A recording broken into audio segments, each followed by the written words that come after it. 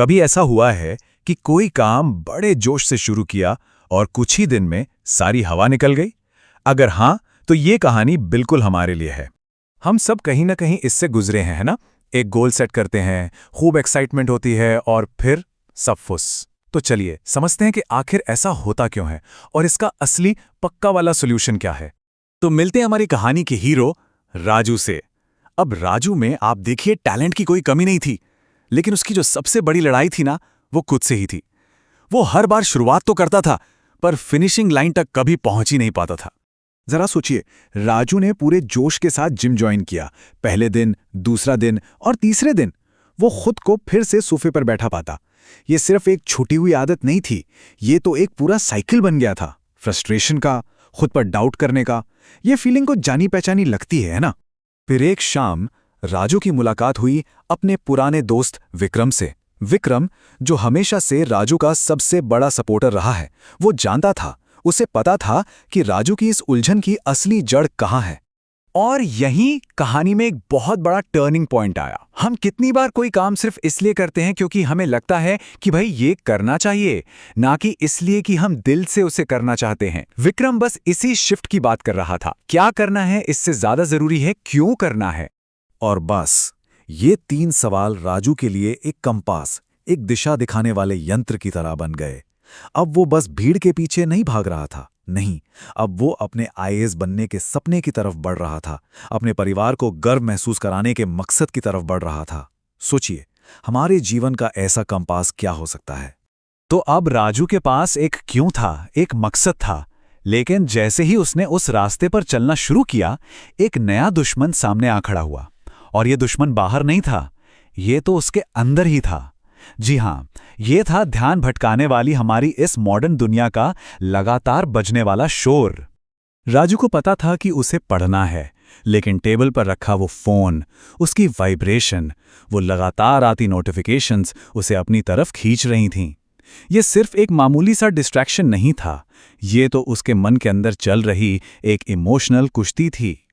और यहीं विक्रम ने उसे एक नई बात सिखाई।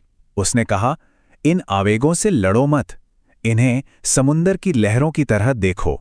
इन्हें आने दो, इन्हें देखो और फिर इन्हें जाने दो। असली कंट्रोल दबाने से नहीं, बल्कि अवेयरनेस से, मतलब जागरूकता से आता है। तो देखिए, पहले जहां राजू अपने मन से लड़ता था, अब उसने उसे धीरे से गाइड करना सीख लिया था। फोन उठाने की इच्छा हुई तो वो बस उस इच्छा को देखता था, एक गहरी सांस लेता और वापस अपनी किताब पर ध्यान लगा लेता। कितना बड़ा बदलाव है ना? अच्छा, तो राजू ने एक मुश्किल तो पार कर ली, लेकिन कहानी अभी खत्म नहीं हुई थी। अब उसके सामने एक और चुनौती आई, और ये एक ऐसी चुनौती है जिसका सामना हम सब करते हैं। मोटिवेशन का अचानक से गायब हो जाना। कभी महसूस किया है ऐसा? एक दिन लगता है कि बस आज तो दुनिया जीत लेंगे, और अगले ही दिन बिस्तर से उठने का भी मन नहीं करता। सच तो यह है कि मोटिवेशन एक लहर की तरह है, वो आती है और चली जाती है, उस पर हमेशा निर्भर नहीं रहा जा सकता। तो विक्रम ने राजू को एक बहुत ही काम की सलाह दी।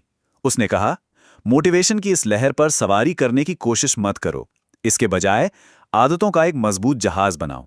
एक ऐसा जहाज जो तुम्हें तब भी आगे ले जाए जब मन का मौसम खराब हो। तो राजू ने ठीक यही किया। उसने एक सिस्टम बनाया, सिंपल सा। हर सुबह 6 बजे उठकर 1 घंटा पढ़ना, बस, चाहे मन हो या ना हो, मूड अच्छा हो या खराब। ये सिस्टम एक रेल की पटरी जैसा था, जो उसे बिना सोचे समझे सीधे उसकी मंजिल की ओर ले जाता था। हमारे जीवन में ऐसे कौन से सिस्टम हो सकते हैं?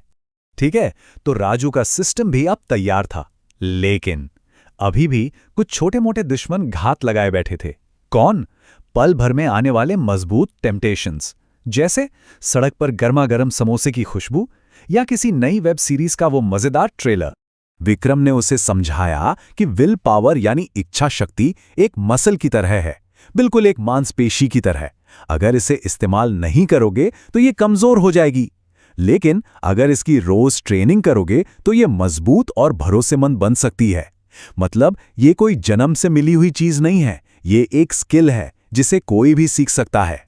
तो बस राजू ने खुद को एक एथलीट की तरह ट्रेन करना शुरू कर दिया, लेकिन उसका जिम या उसका मैदान, उसका अपना मन था। हर छोटा चैलेंज उसकी विल पावर को और मजबूत बना रहा था। तो अपनी इच्छा शक्ति को मजबूत बनाने के लिए क्या किया जा सकता है? अब देखिए, राजू ने अनुशासन की पहेली के लगभग सभी टुकड़े जोड़ लिए थे, लेकिन फिर भी उसे कुछ अधूरापन सा महसूस हो रहा था। एक कड़ी थी जो अभी भी गायब थी, और वो कड़ी थी खुद को रोज ये याद दिलाना कि वो ये सब आखिर कर क्यों रहा है। तो इस पहेली का आखिरी टुकड़ा था एक आईना। एक ऐसा आईना जो राजू को हर रोज उसके लक्ष्य और उसके मूल्यों की याद दिला सके, खासकर उन दिनों में जब वो रास्ता भटकने लगे। ये जो छोटा सा काम था ना, ये सिर्फ एक डायरी लिखना नहीं था। ये हर सुबह अपने मकसद से, अपने क्यों से दोबारा जुड़ने का एक तरीका था। ये उसके मशीनी दिनों को मकसद भरे कदमों में बदल रहा था। अपने इरादों पर रोज ध्यान कैसे रखा जा सकता है। अब किसी भी तूफान के बीच, किसी भी मुश्किल के बीच राजू का क्यों उसका एंकर, उसका लंगर बन गया था, जो उसे भटकने नहीं देता था, उसे स्थिर और फोकस्ड रखता था। अब उसकी ताकत का सोर्स बाहर की दुनिया नहीं थी, बल्कि उसका अपना मजबूत इरादा था। तो आखिर में हम क्या समझे? असली सेल्फ डिसिप्लिन कोई एक अकेली चीज नहीं है, बल्कि ये कई छोटी छोटी ईंटों से बना एक मजबूत किला है, जहां हर एक ईंट का अपना बहुत बड़ा महत्व है। तो ये कहानी हमें एक सवाल पर लाकर छोड़ती है। हमारा सबसे बड़ा क्यों क्या है, और उसकी तरफ आज अभी कौन सा पहला छोटा कदम उठाया जा सकता है। उस कदम के बारे में सोचिए, उसे कहीं लिख लीजिए और फिर बस उसे उठा लीजिए, क्योंकि यही वो पहली ईंट है जो सपनों तक पहुंचने वाला पुल बनाएगी।